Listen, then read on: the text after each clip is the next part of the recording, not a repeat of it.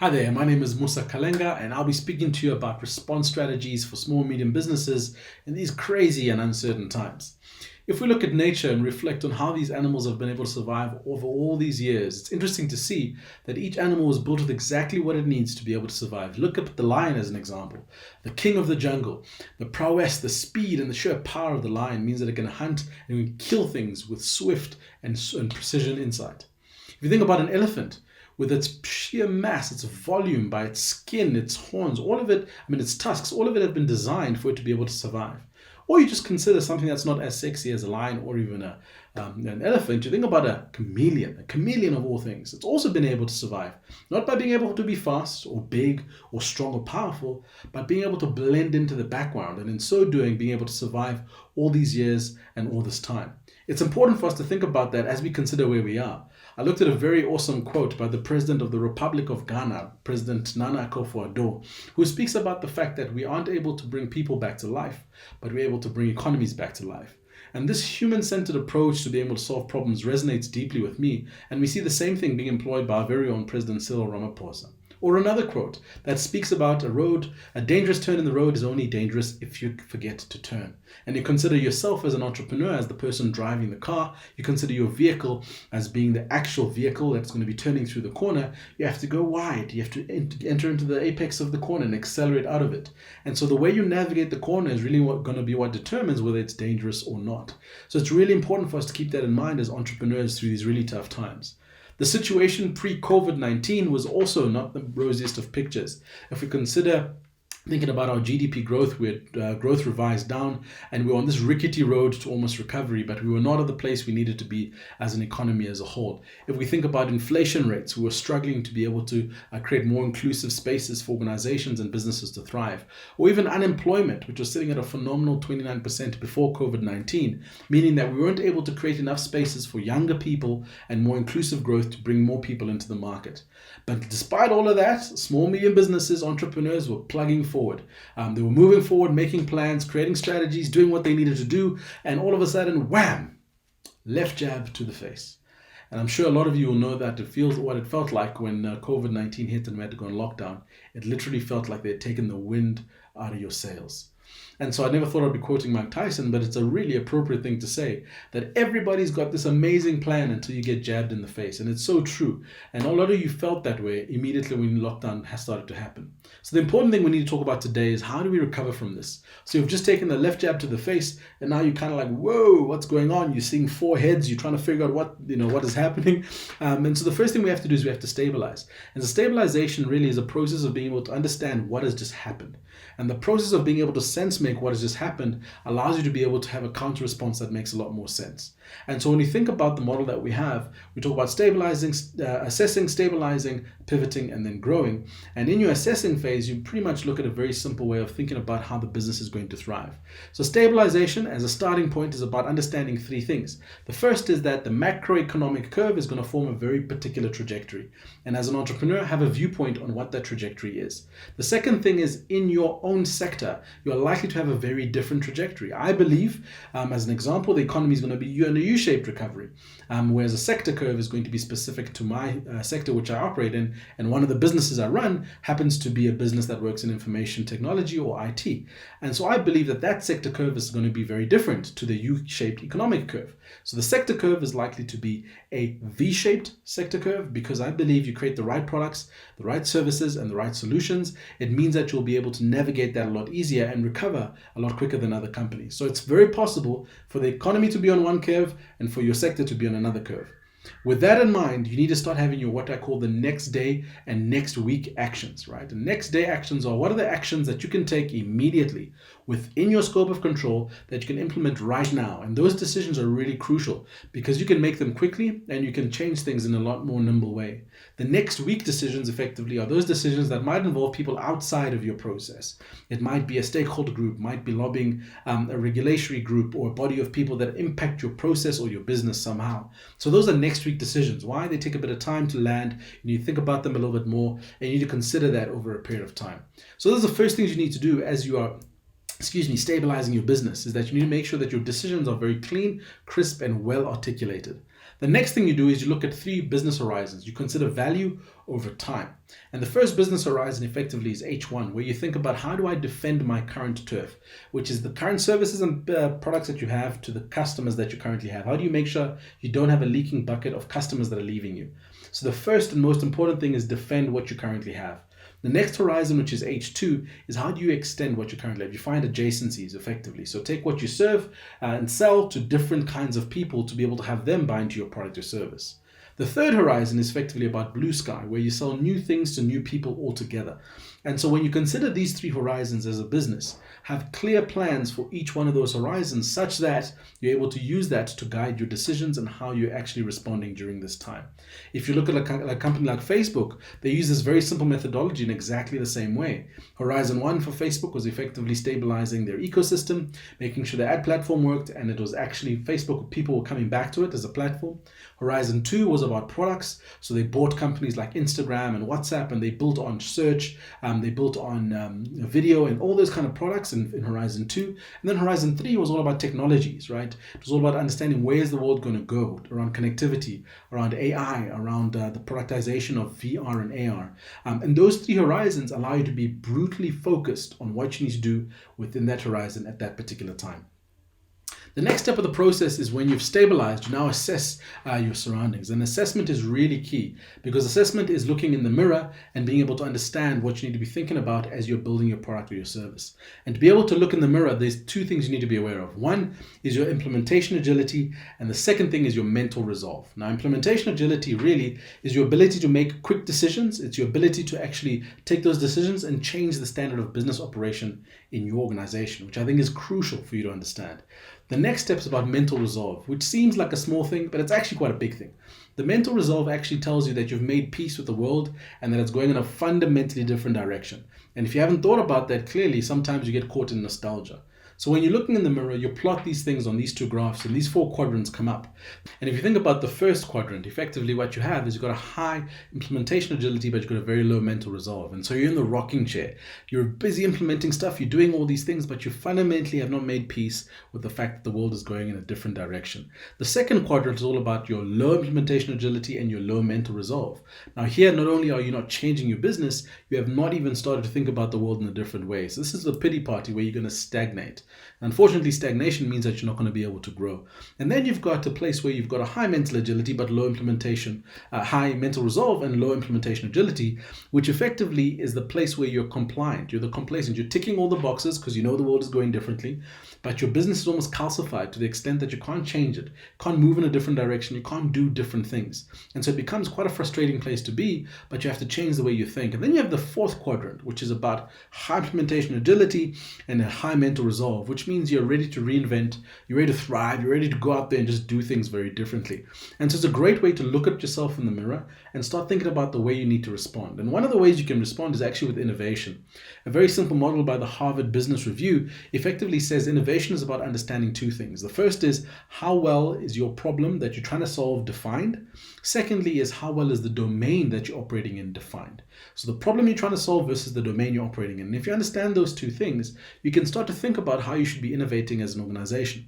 So you could, as an example, be in the space where your problem is not well defined and knows your domain. And this typically is where SpaceX is. Trying to send people to the moon and understanding how that all works is an undefined space. So their innovation is all about basic research. So understanding what needs to happen in these extraterrestrial environments, understanding material, combustion, the propellers, all that kind of stuff is all about basic research. That's just pretty much wrapping our head around the problem.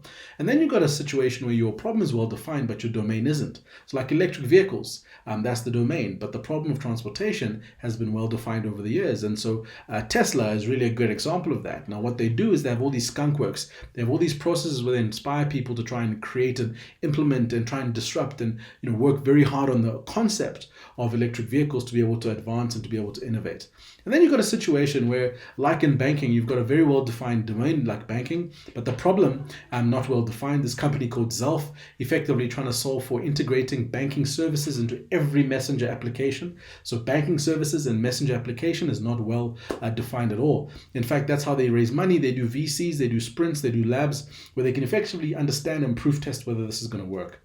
And then in the space where you've got a well-defined problem as well as a well-defined domain, You're going to be pretty much involved with research that has to do, with exercise that has to do with sustaining innovation through research and development labs. You're going to have very clear roadmaps. You're going to be able to do a lot of design thinking, and that's in the space of sustaining innovation. So as you look yourself in the mirror as a small business, number one, be very clear which quadrant you fit in relation to where you are as a business. Are you stagnating? Are you in the pity party? Are you potentially the compliant? Are you ticking all the boxes? Or are you potentially one person that's in the rocking chair going back and forth? Or are you ready to thrive? Step number one. Step number two, what innovation pathway am I likely to take to be able to get to the place I need to get to? And that's understanding how well your domain is defined as well as your problem is defined.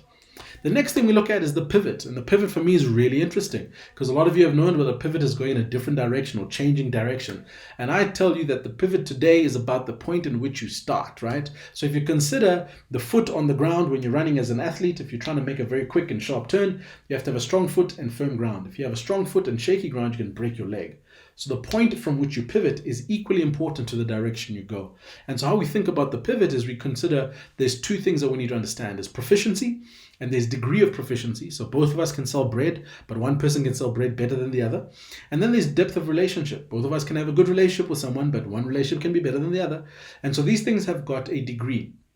And if you plot that, you'll know that startups will be in the space where they tend to have low proficiencies as well as low relationships or shallow relationships. And so what they're trying to do is fundamentally move from that space to a different space. You've got these high value legacy organizations which tend to have high proficiencies, but they struggle to get into new relationships, new markets, and new spaces. My favorite is the tenderpreneur who tends to have deep relationships. He knows everybody in the department or everybody on the senior team, but he tends not to have such a great level of proficiency. So he has to partner, he has to do JVs, he has to find people who can outsource, etc., etc. And then you've got the high impact entrepreneurs who tend to have high proficiencies as well as very deep relationships. So if we consider that as our point of pivot, you're then starting from a place where you've started to understand what you do really well as an organization. And then you can figure out where you need to go to.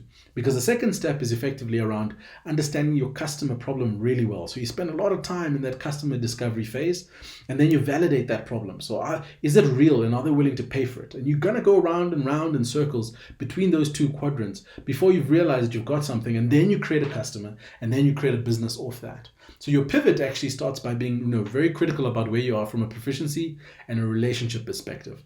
An organization that recently I've seen do something like this is the partnership between Uber Eats as well as, what are they called? The guys who deliver books, Exclusive Books.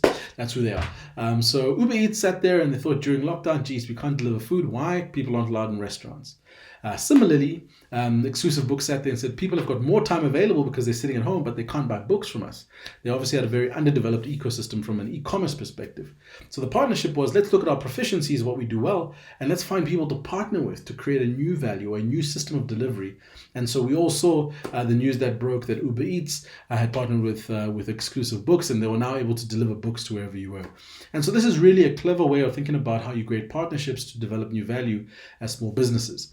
In fact, when we think about decisions, some of these things require you to make really exponential decisions that take you outside of your comfort zone, right? And so if you consider your comfort zone, these two kind of options are you have incremental decisions or you've got exponential decisions.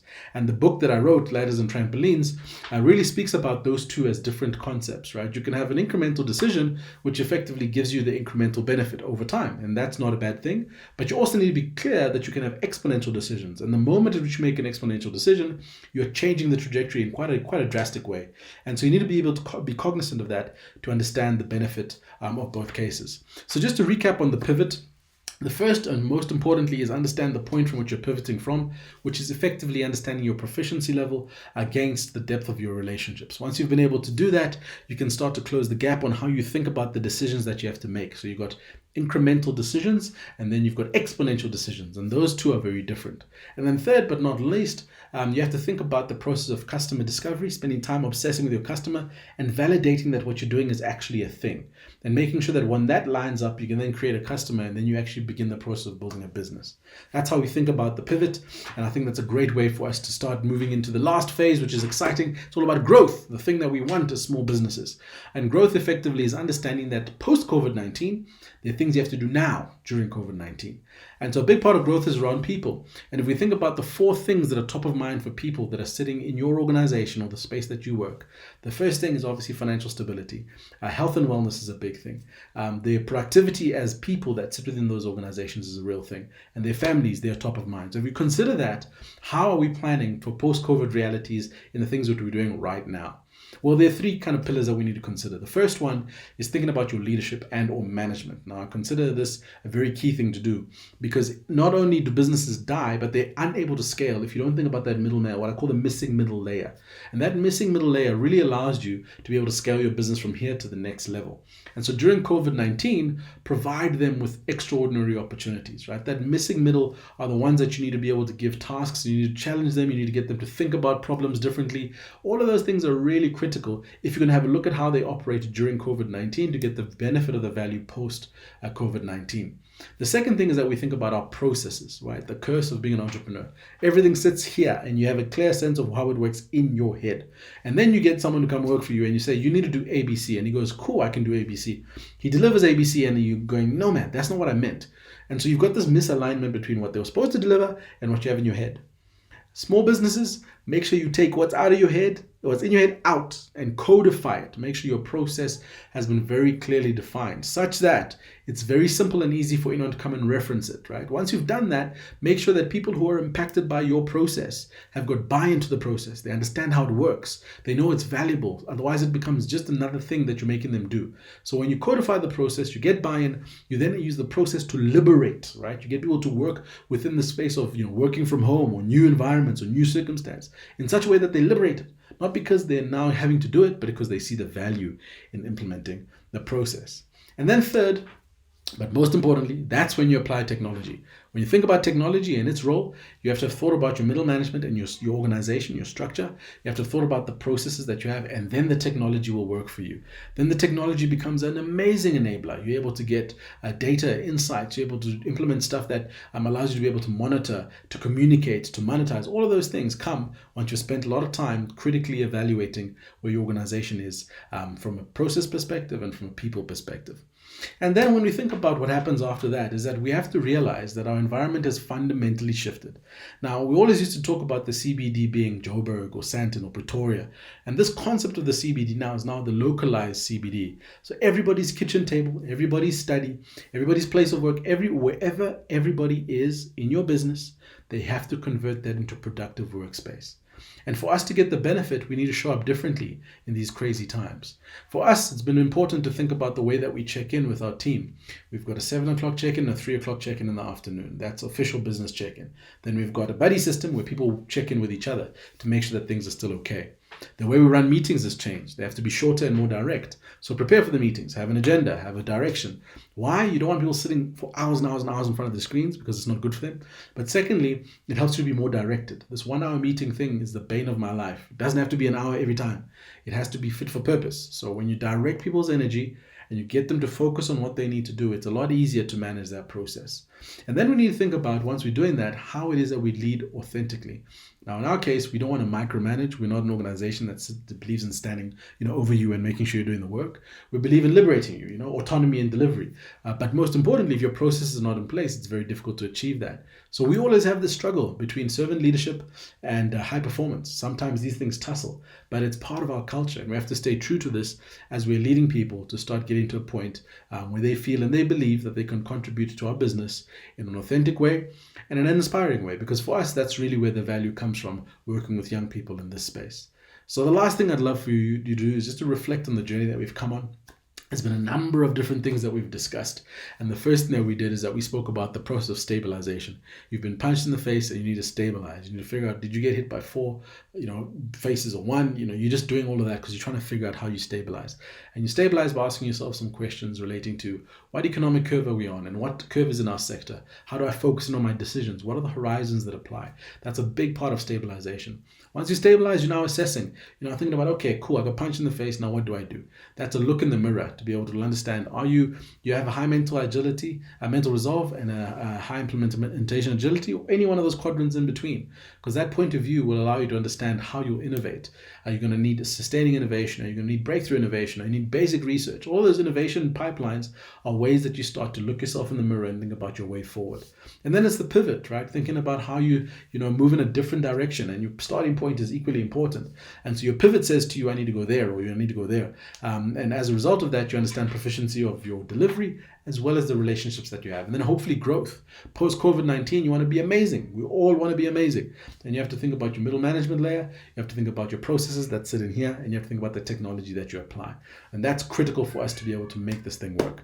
So ladies and gentlemen, the thing I'll leave you with is a great quote by a guy by the name of Charles Darwin, and he spoke about, it is not the strongest of the species that survive, nor the most intelligent. It is the most adaptable to change. So I'll put it to you, it's not the strongest of entrepreneurs, nor the one with the biggest balance sheet.